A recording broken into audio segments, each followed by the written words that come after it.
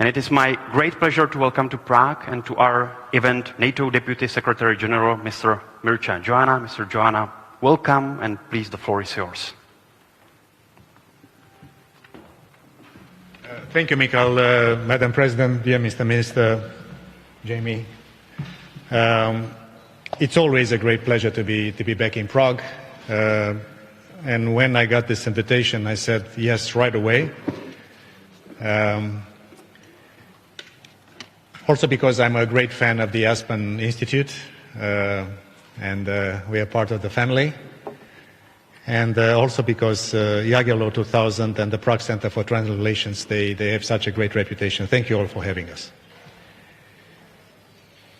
Today we are discussing NATO's role in a more dangerous and competitive world. And I cannot think of a better place for our conversation than here, the home of Václav Havel, and the heart of a nation that proved that the art of the impossible is indeed possible. As a young boy, I vividly remember the summer of 1968. I was 10 years old. I was playing football behind the communist blocks of flats in Bucharest when the invasion of Czechoslovakia by Soviet Union took place. This is the memory of my childhood. My home country, Romania, didn't take part in that invasion and condemn that invasion. But still, when I hear back in Prague, I cannot get away from my memory as a young boy in Romania. I can say, without making a massive mistake, that probably for you, my young friends here,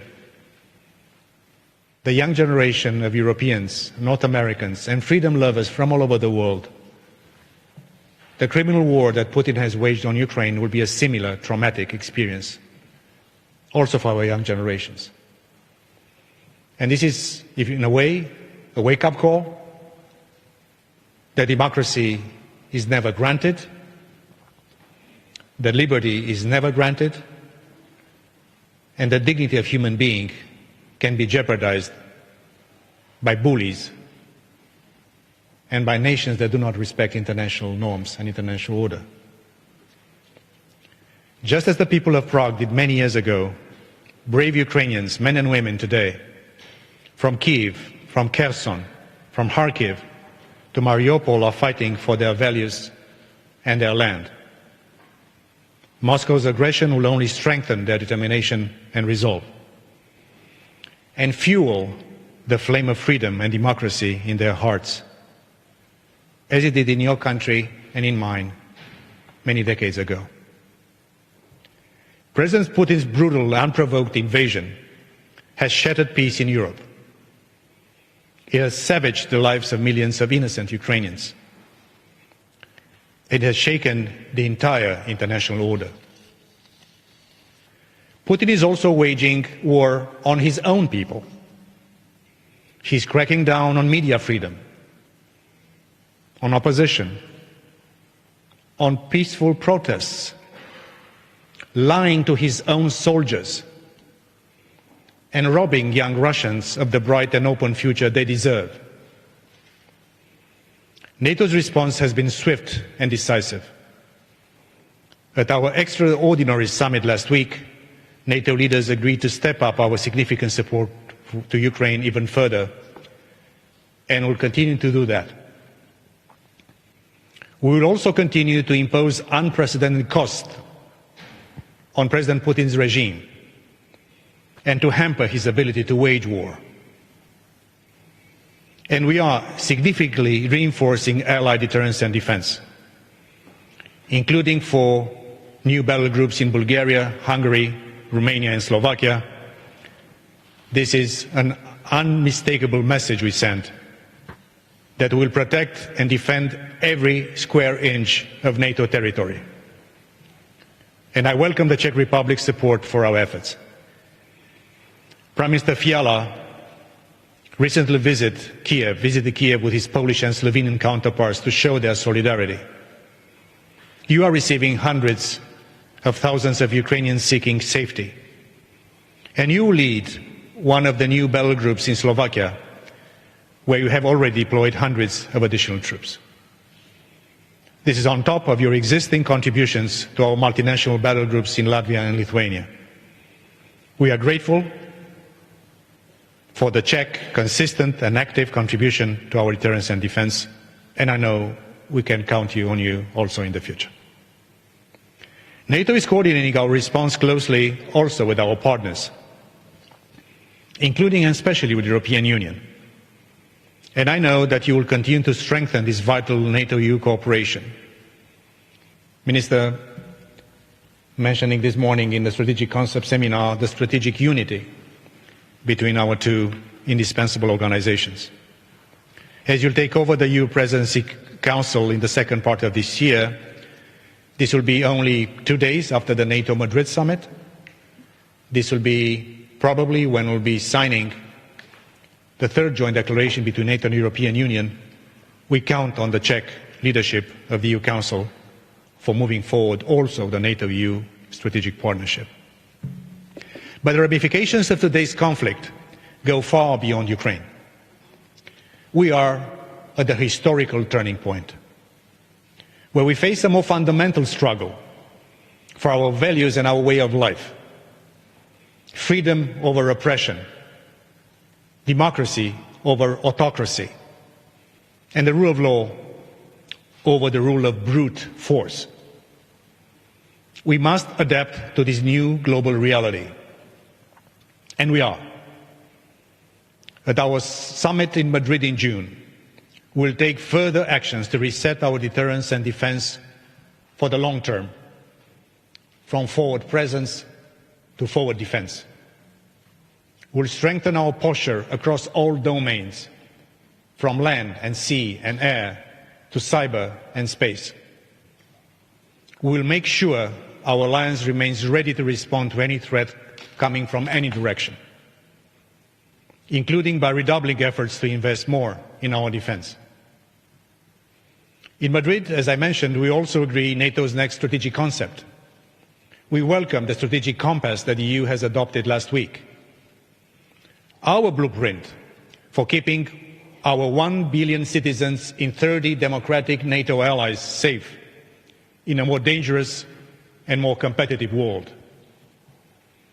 It is only fitting that we are meeting in Prague for our final seminar on the strategic concept in the process of preparing our summit in Madrid. 20 years ago, and I was here as a younger foreign minister of my country, at a summit in Prague, consequential decisions were taken. We decided 20 years ago, and look to the level of anticipation of NATO.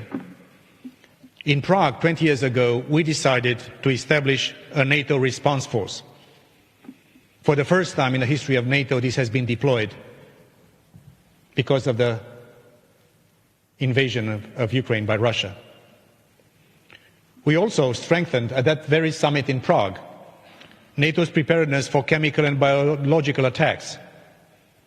Look that, unfortunately, our leaders were right 20 years ago. How momentous have these decisions proven to be, especially in the current context, with President Putin waging his brutal war in Ukraine. At that summit as well, 7 countries, 3 Baltic nations, 2 Black Sea nations, Romania and Bulgaria, Slovakia in Central Europe, and Slovenia at the Adriatic. This was the most important encompassing enlargement in the history of our alliance. So thank you, Prague, for being such a memorable place for our alliance. NATO enlargement has been a historic success. It brought peace and prosperity to Europe. It liberated millions and millions of people who had lived in the darkness of communist and dictatorship. This has been and will be an important part of our legacy. NATO's door will remain open. And this is something that will make sure that we create the right conditions for us to continue to believe in freedom and the sovereign right of nations to choose their destiny. One word about the rest of the world, because probably not everyone in Asia, in Africa, in Latin America are seeing this criminal war with the same emotions like we do. Geography matters. And sometimes, of course, we have to think not only how can we bring together, and today the transatlantic community is more united than ever. NATO-EU relationship is stronger than ever. G7 is more relevant than ever. At the foreign ministers meeting of next week, I believe, we'll have as guests our partners from Finland, from Sweden, from Ukraine, from Georgia, but also for the first time the foreign ministers of Australia, of Japan, of New Zealand and South Korea. We have to communicate and convince public opinions and young people like yourselves in this room that the war that Putin has waged against Ukraine is not a regional European war, is not something between NATO, the West and Russia, but it's a watershed defining moment if in the world, in the future, we'll have the rule of the jungle or some form of order which is predictable. Because smaller nations having bigger neighbors, smaller nations have a bigger neighbors with post-imperial fantasies. Smaller nations that cannot defend themselves or either can defend themselves with difficulty against aggression. This fight for Ukraine, this fight for not having the law of the jungle in international affairs is also the fight of the rest of the world. And we have to do a better job in talking to our friends and to the people of the world. This is way beyond Europe. This is true also for China. Also a moment of truth for this very important country, because the way in which they will be supporting and embracing an international pariah is also be defining for the role that China wants to play and will play in international affairs. So as I mentioned at the beginning, this is an inflection, turning point in modern history. And coming back to this great country, I cannot end the speech, and we have here dear friends from my very young days in Washington as ambassadors, and then at the launch of the Aspen Institute here in Prague, with Madeleine Albright, our dear friend, and I would say my hero. She formed at the Aspen Institute in the US a small group of former foreign ministers, which is called the Aspen Ministers Group, Ministers Forum, AMF. And when we went with Madeleine in Marrakesh in Morocco or in Prague, she was telling us with some form of tenderness, I'm here with my exes, ex-foreign ministers, of course. I cannot say how much this leader has influenced the world in her formidable life. I think her journey and her example will remain with all of us, the ones who had the privilege to work with her, to be with her, to love her, and to appreciate the legacy she has left for all of us. I only would have hoped for her to stay alive a little bit more and to add her voice to ours in condemning this brutal aggression against liberty, freedom, and innocent lives. This is what Madeleine was all for us. And I want to thank my Czech friends, also from the Aspen Institute, because you've been such a remarkable convener for all of us. At the memorial to commemorate the life of Václav Havel, and I look forward to visiting the library, Madeleine ended with his quote from Václav Havel, and I quote, "I'm not an optimist because I'm not sure that everything ends well. Nor am I a pessimist because I'm not sure it ends badly. Instead, I'm a realist who carries hope. Hope is the belief that freedom and justice have meaning, and that liberty is always worth the trouble. Today, the brave people of Ukraine and of your country, of mine, give me hope. Because liberty is always worth the trouble. And freedom and justice will always triumph. Thank you so very much. And keep up the spirit of Václav Havel and Madeleine Albright in your hearts and in your actions. Thank you so much. Would you mind to stay?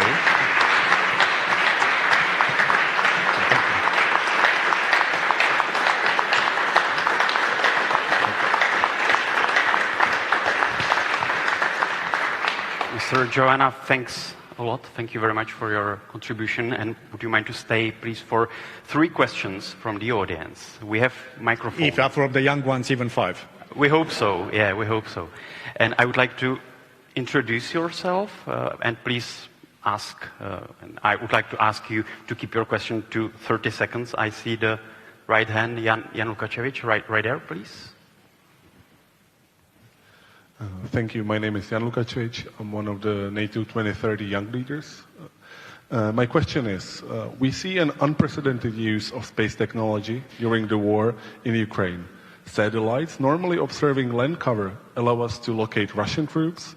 The ones usually monitoring forest fires help us identify the most intense fighting in near real time. How will this experience transpire to the new strategic concept and NATO's overarching space policy? Thank you for the question. In 2019, at the leaders' meeting in London, we decided to declare space as the 5th operational domain of NATO. In 2016, at the summit in Warsaw, we declared cyber as the 4th operational domain on top of land, air, and sea. So when NATO decides that a new domain becomes an operational domain for NATO, it means that we take that domain in a very comprehensive way. We are now developing a space policy for NATO. We are working, of course, with allies in making sure that we have the right kind of instruments, and also that we mitigate risks that might come from space. Moreover, like for the cyber policy, our leaders have also approved the idea that a massive attack from space could trigger Article 5. So that's a full operational domain for NATO.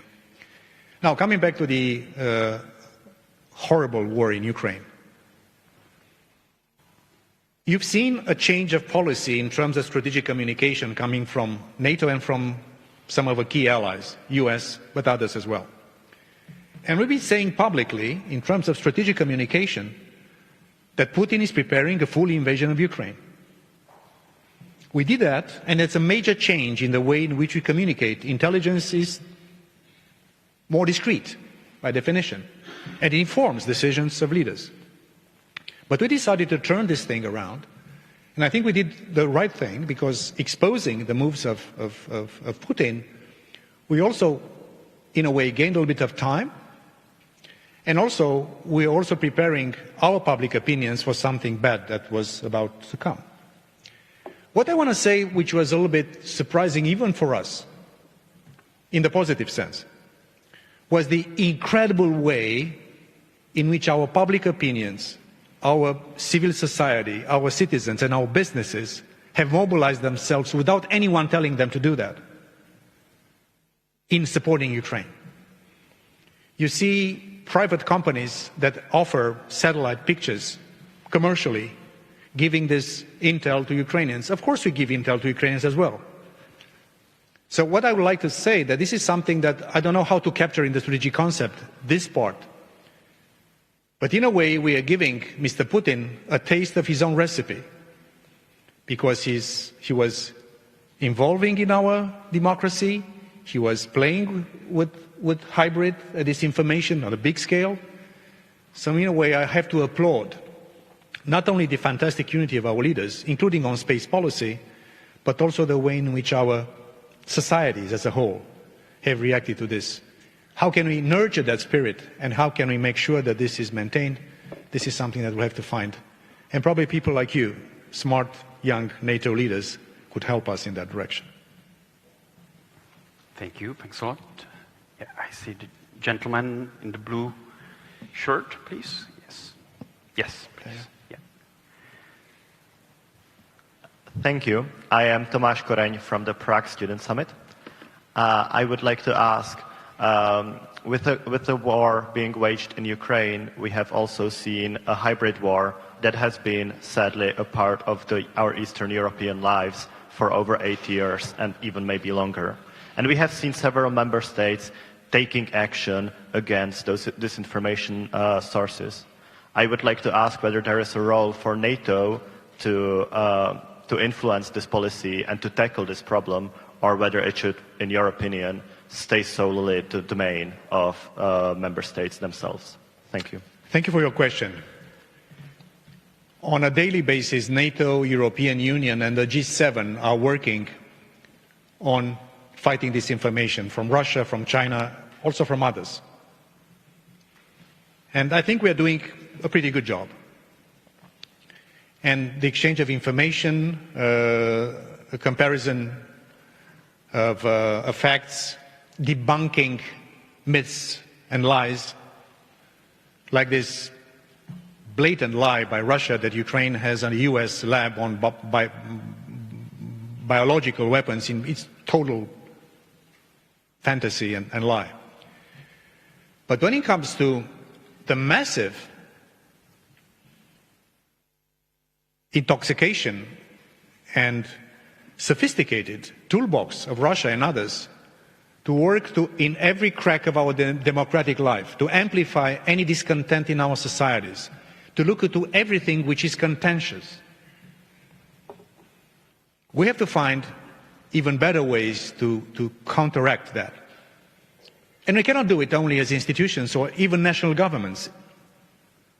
We have to reach out to the media, to civil society, to people like yourselves.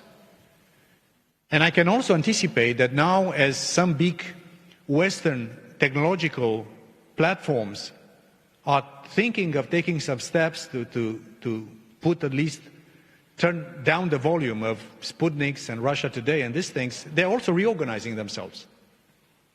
And we can anticipate they will be using some of the social discontent that will come from high energy prices. They will try to make a connection between sanctions we impose and the prices we pay. So I say now, not as a NATO official, but as a citizen from a country that is exposed to this, that we have to find basically a sort of a congregation between public, private, and non-governmental sector, civil society, to be able together to fight this.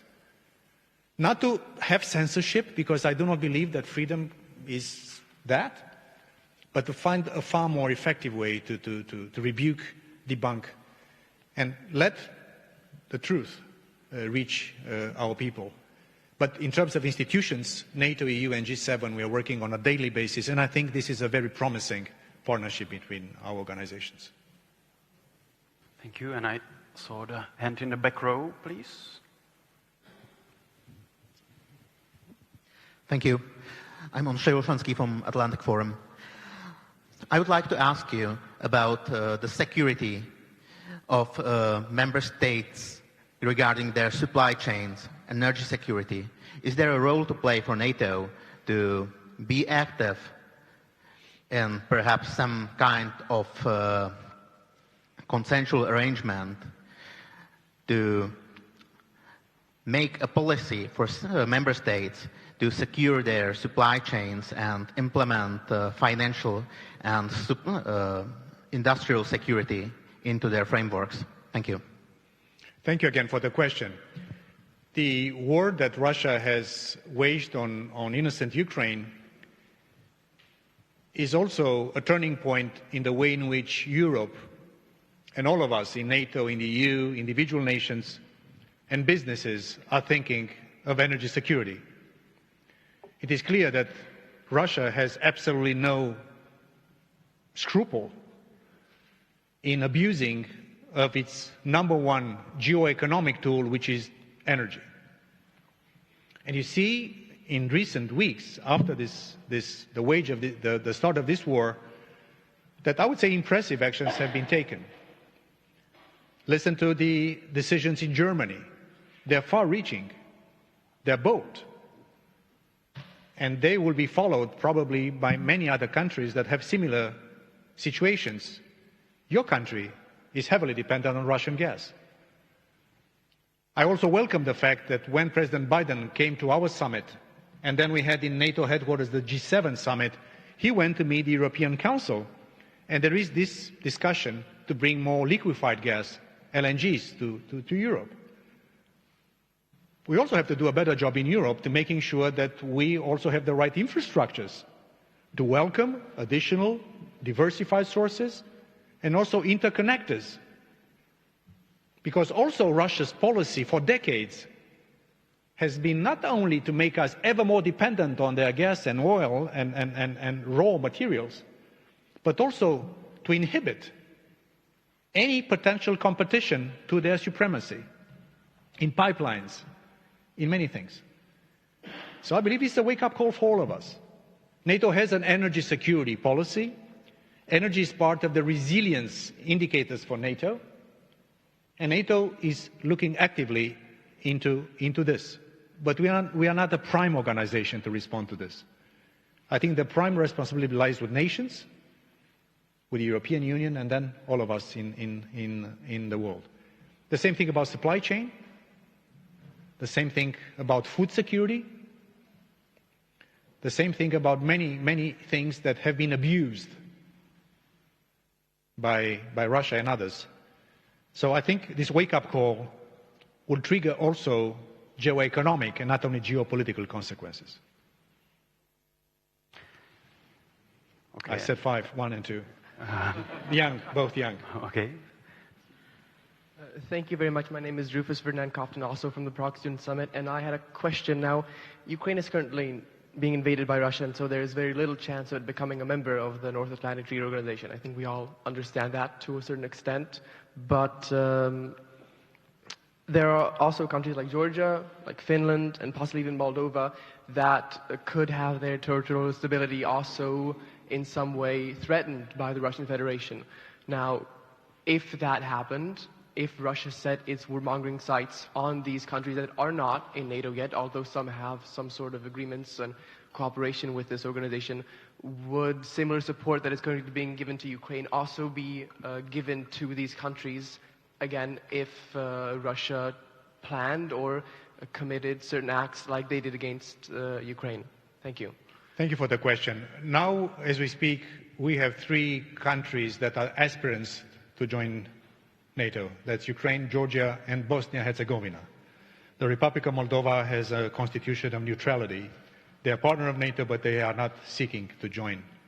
Of course, all of you, all of us are watching the debate in Finland or Sweden, any other places. What I can say, that the open door policy in NATO, which is part of our Washington Treaty, it's Article 10. We had a discussion today with our Czech friends about the strategic concept. This will stay an active policy of NATO. I cannot prejudge now which will be the security arrangements over Ukraine or other discussions, but I can say that we'll never give up on our policy of open doors, because giving up on that policy would mean that we give up on the principle of the sovereign right of nations to choose their own alliances and their own future. So we'll stay the course. Of course, we have to take into account many other factors, but in the end, we'll never accept the idea that a third party can have a veto on a sovereign decision of a country. If a country wants to join, it's for that country and for us, all of us, by consensus, to agree or not agree, but it's not a third party having a veto on anyone else. This is something that will stay with us. Thank you. And I think there was a question. I'll ask you to be very brief, please. I will also answer briefly. Ask me also to answer briefly.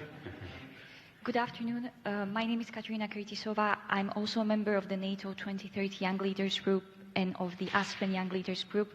It's wonderful that you're with us and that you're engaging with the public and the young people. My question builds on the energy security question, and it's a topic that resonates with the youth in particular, and that is the NATO's climate agenda. For those who don't know, NATO has been developing methodology to help allies measure their emissions, and there have even been discussions about voluntary emissions cuts in the militaries.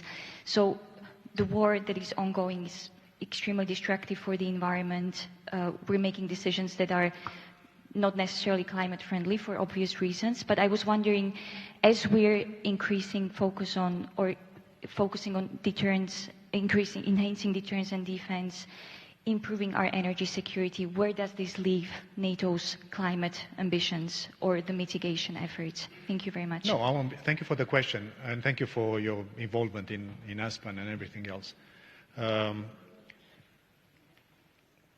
I think today it seems to be a sort of an apparent tension between the idea that we have to do more to protect the environment and have to respond to the current crisis, including the energy crunch that we see. In NATO, we don't see that tension. And we know that our leaders in Madrid will adopt a very ambitious climate change and security policy for NATO. Probably it will be difficult for all 30 allies to accept this kind of targets, but I think there will be a spirit and a sense that we have to move in that direction. And I believe this is something that we'll continue to do. When we speak of climate change and security, we also speak of climate change and security not only in terms of the carbon footprint.